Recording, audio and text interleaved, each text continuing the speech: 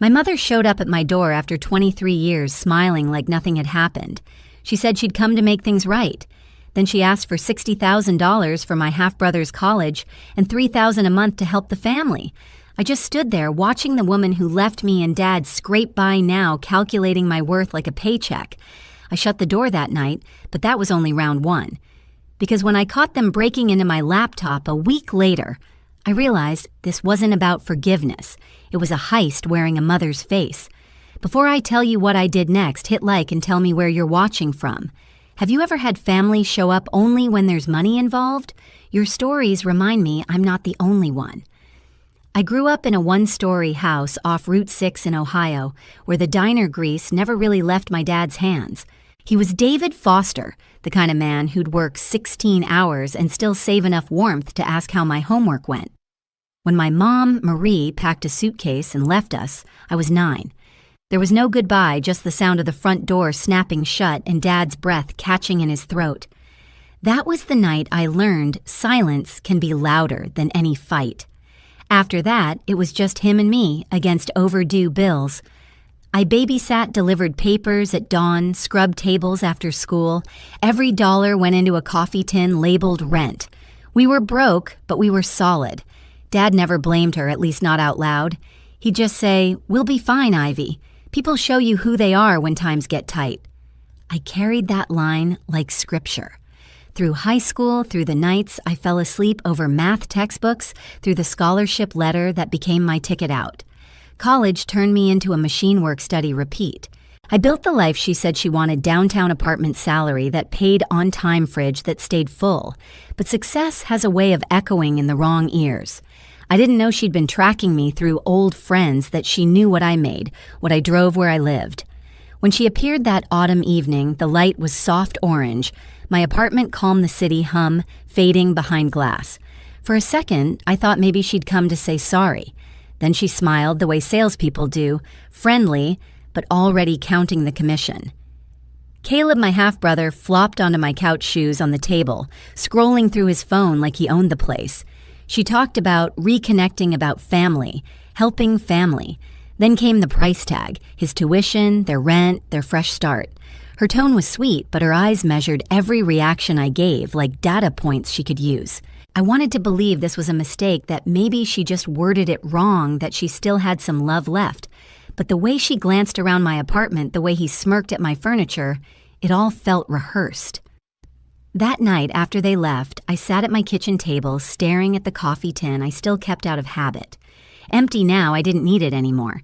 Still, I tapped the lid, wondering if Dad's words had just circled back to test me. Because people do show you who they are when times get tight. And the next time I saw them, they proved it again worse. I didn't hear from her for 3 days after that first visit. Long enough for the hope to fade, but not long enough for the unease to leave. Then a text popped up while I was finishing a report at work. "Mom, can we meet for coffee, just to talk?" I almost deleted it. But curiosity is a dangerous thing when you've spent your life wondering why. So that Saturday, I met her at a cafe downtown, the kind of place where people linger with laptops and playlists of soft jazz. She waved when I walked in, her smile wide rehearsed. Caleb was already there, slumped in a corner seat, his AirPods in. I sat across from them, keeping my coat on my bag still zipped. Mom reached for my hand. "Ivy, I missed you so much. I've wanted to explain everything for years." Her voice trembled just enough to sound sincere. I didn't move. Then explain. She launched into a story about how Dad had kept me from her, how he'd changed numbers, moved towns, made sure she couldn't reach me. Her words spilled fast, too polished to be spontaneous. "He wanted to hurt me," she said, eyes glistening. "You were all I had, and he took you." The cafe noise dimmed around me. For a moment, she almost had me. Almost. But then I remembered the nights Dad came home covered in diner grease, sitting at the table, too tired to eat, still waiting for her call that never came. "You know that's not true," I said quietly. She blinked, the act slipping. "You think your father's a saint? He's a failure, Ivy. He couldn't give you what you deserved." Caleb smirked. "Guess he didn't teach you generosity either." Something sharp twisted in my chest. "Excuse me." He finally looked up from his phone. You make good money, right? I saw the car you drive. Mom just needs a little help with tuition. 60 grand isn't that much for you. Mom placed a hand on his arm, fake chastising. Caleb, sweetie, that's not how you ask. Then turning back to me, we just want a chance to start over. I felt heat crawl up my neck by draining my bank account. Her eyes flashed. Don't say that. Family helps family. That word family felt like a knife. Where was that family when Dad and I were counting coins for groceries? I stood up, voice shaking but steady. You left. You don't get to rewrite history because you need cash. Caleb scoffed. You've changed. Good, I said. That was the point. The table went silent. Her face hardened lips, pressed thin. You'll regret this, Ivy. I stared at her for a long beat, then turned and walked out into the late afternoon sun. My hands were trembling, but my steps didn't falter. Outside, the air smelled like burnt espresso and rain. I didn't know it yet, but this was only their opening move, and I was about to learn just how far family would go. I thought that coffee shop scene would be the end of it, just another ugly conversation I could file away and forget. But a week later, another message came through. Mom, let's start over. Lunch, my treat. Against my better judgment, I said yes. Not because I wanted closure, but because I needed to hear it from her lips, the truth she'd been avoiding. We met at a different cafe this time, a sunny place on Orange Avenue with brass lamps and soft country music humming from the speakers. She was already there, waving too hard, wearing a pearl necklace that looked borrowed. Caleb was beside her again, tapping on his phone like he couldn't stand to be seen with us. When I sat down, Mom looked at me like she was the injured one. You've been distant, she said, voice coated in honey. I leaned back, crossing my arms. I've been busy working. You remember what that's like? She ignored the jab. You know I really tried with your father. He made things impossible. He didn't want me to be part of your life. There it was again, the rewrite. You left Mom. Her eyes filled instantly tears on command. He shut me out, Ivy. You were just a little girl. You don't remember.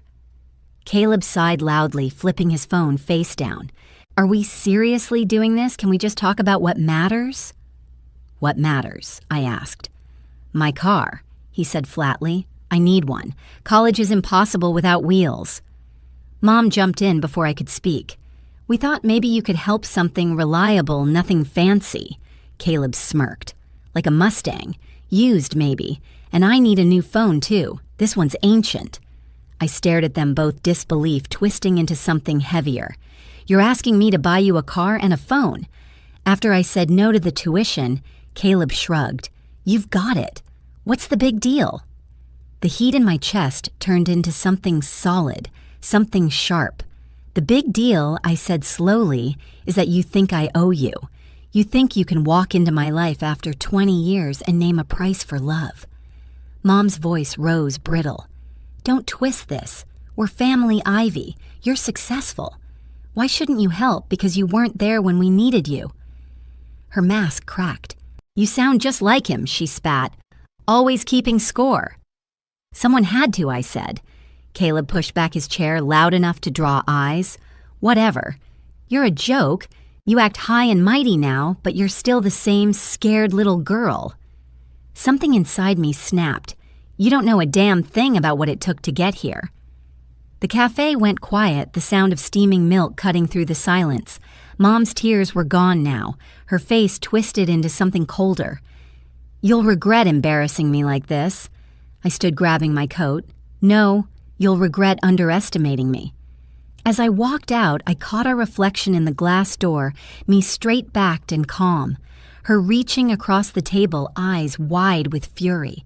Caleb's phone camera flickered like he was already recording the narrative he'd tell later.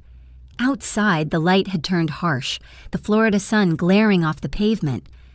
My pulse was steady, but deep down, I knew this wasn't over. They'd come to take what they thought they deserved. Next time, they'd try to steal it. 2 nights later, I was finishing a late project when the buzzer on my apartment rang. It was past 9. I almost didn't answer, but then her voice came through the speaker, sweet, shaky, pretending. "Ivy, honey, can we come up just for a minute? My stomach sank. I cracked the door open, and there they were again. Mom clutching her purse like a prop, Caleb hovering behind her with that same half-bored expression. My better judgment screamed no, but I let them in. Maybe it was habit, or maybe I still wanted to believe she wouldn't cross another line.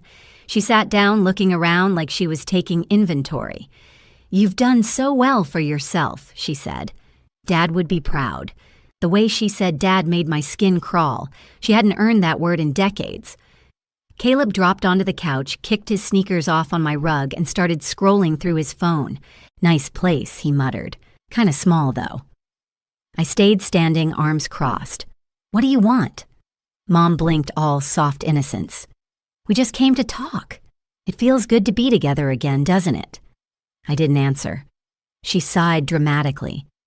"I know you think badly of me, but I just want to make things right. Caleb's struggling, and I hate watching him go through what we did." I almost laughed. "We didn't go through anything together, Mom. You left." Something flickered in her eyes. "I had to survive Ivy. You don't understand." Before I could respond, I noticed Caleb had moved from the couch to my desk. My laptop screen glowed. He was typing. "What are you doing?" My voice cut through the room. He turned, smirking.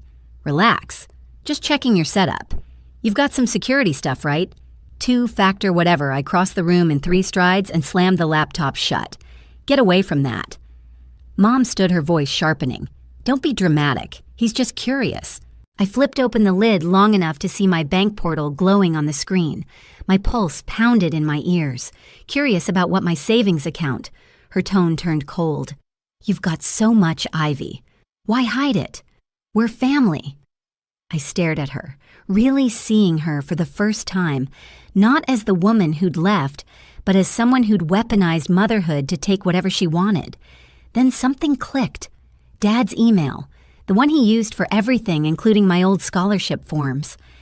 I opened the app, unread messages from her address forwarding my income details. My blood ran cold. "You hacked Dad's email," I said quietly. She didn't deny it. "He's careless. I needed to know how you were doing." Caleb snorted. "You should thank her for checking up on you." My voice came out, low, steady. "You violated his trust, and mine." Mom's mask finally slipped. "Your father was a failure, Ivy. He kept you small. I'm the reason you're strong." That did it. I picked up my phone. "You broke into my accounts. You hacked my father. You don't leave, now I call the police." Her face twisted. "You'd call the cops on your own mother." I held her stare. "On anyone who crosses the line." Caleb scoffed. "Chill. It's not that serious." But the look in my eyes must have told him it was. They left in silence, the door slamming hard enough to rattle the picture frames. My hands were shaking when I turned the deadbolt. The screen still showed failed login attempts time-stamped minutes apart. She'd already tried again. For the first time in my life, I didn't feel like that abandoned little girl. I felt something colder, sharper clarity. They wanted a war. They just started one. I didn't sleep that night.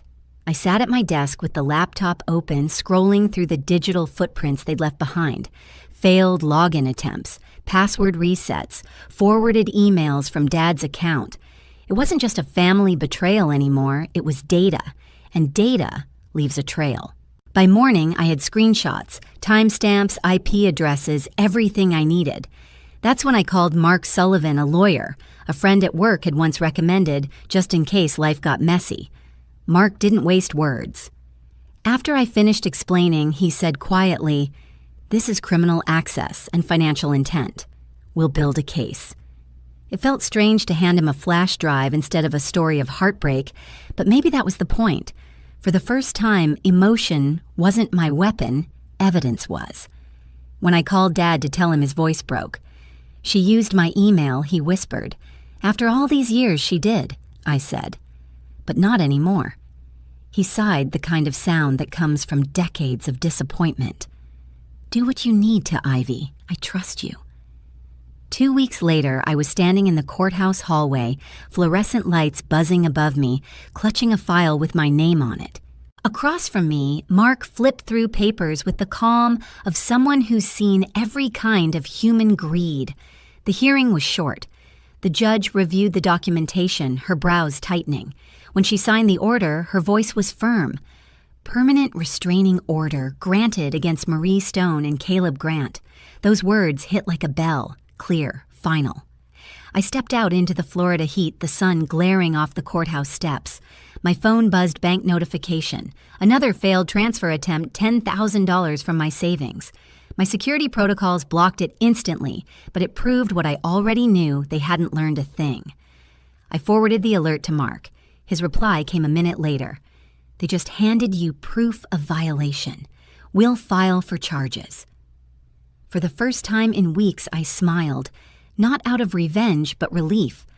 I'd drawn the line, and this time I had the law standing behind it. A month later, word spread through our extended family. My Aunt Ruth called, voice heavy with regret. "Marie's been like this forever," she said. "Lying, borrowing, taking. You were just the latest target." Her honesty didn't heal the wound, but it stitched something closed. Mom and Caleb faded from everyone's lives after that. No more calls, no more guilt trips, just silence. The kind that doesn't ache anymore. By winter, I'd channeled everything into something new, a scholarship fund for kids from low-income families in Ohio. I called it the Foster Grant. It was ironic, I guess, turning their names into something good. At the launch, I handed out the first award to a quiet girl who reminded me of myself at 9. She said, "Thank you for believing in people like me." I smiled. No one should have to earn love with money. That night, when I walked home through the cool air, the city lights reflecting off the river, I realized I'd finally taken back what my mother stole years ago: peace. A year later, my life looked nothing like the wreckage they left behind. My apartment was still the same, quiet, sunlit, organized, but I was different. I'd stopped checking my phone expecting chaos. I'd stopped waiting for apologies that would never come. Dad came to visit that spring. He stood in my kitchen drinking coffee from the mug I'd bought him years ago, the one that said, "World's Most Stubborn Man." He laughed when he saw it, his eyes soft. Guess the apple didn't fall far. He wasn't wrong. I'd inherited his grit, his calm under fire. The things Mom once called weaknesses had saved me. The charity was thriving. Every month I got letters from students in Ohio thanking me for the chance to chase something bigger. One night, I opened a new email subject line. "You changed my life." It was from a teenage girl who'd used her scholarship to study data science. "I want to be like you," she wrote. "Independent, unafraid, and kind, but not stupid kind." I laughed out loud. She got it. I used to think revenge meant hurting the people who hurt you. But now I know it's simpler. The real revenge is peace. The kind they can't touch, can't steal, can't fake. If you've ever had family show up only when they smell success, I want you to hear this. You don't owe them your silence, your guilt, or your savings. You only owe yourself freedom. Tell me where you're listening from and if you've ever had to draw your own line. And if this story hit home, hit subscribe. There's more where this came from.